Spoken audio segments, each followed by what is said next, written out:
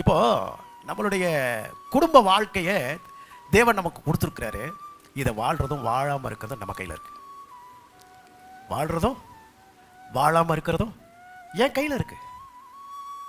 என் கையில் இருக்கு. நான் ஒரு கத்தி வாங்குறேன். அந்த கத்தியை சரியாக பிரயோகிக்கிறதும் பிரயோகிக்காமல் போகிறதும். ஒரு கத்தியை நான் வாங்குறேன்னா சரியாகவும் என்னால் பயன்படுத்த முடியும், தவறாகவும் பயன்படுத்த முடியும். இன்னொன்று இருக்கு, பயன்படுத்தாமலும் இருக்க முடியும். இந்த மூளை என்னால் செய்ய முடியுமா, செய்ய முடியாதா?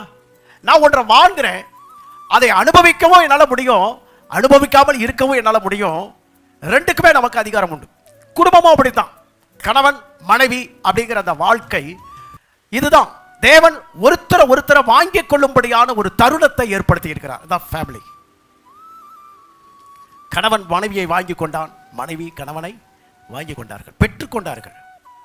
நீங்க ரிசீவ் அதை நீங்க என்ன செய்தீங்க? ரிசீவ்டு. அது முடிஞ்சு போச்சு. பெற்றுக்கொண்டீர்கள், அது உங்களுடையது. இப்ப வாழ்றதும் வாழாமல் இருக்கிறதும் உங்க கையில இருக்கு, என் கையில இருக்கு. என் வாழ்க்கையை நான் நல்லாவும் வாழ முடியும், நல்லா இல்லாமலும் வாழ முடியும்.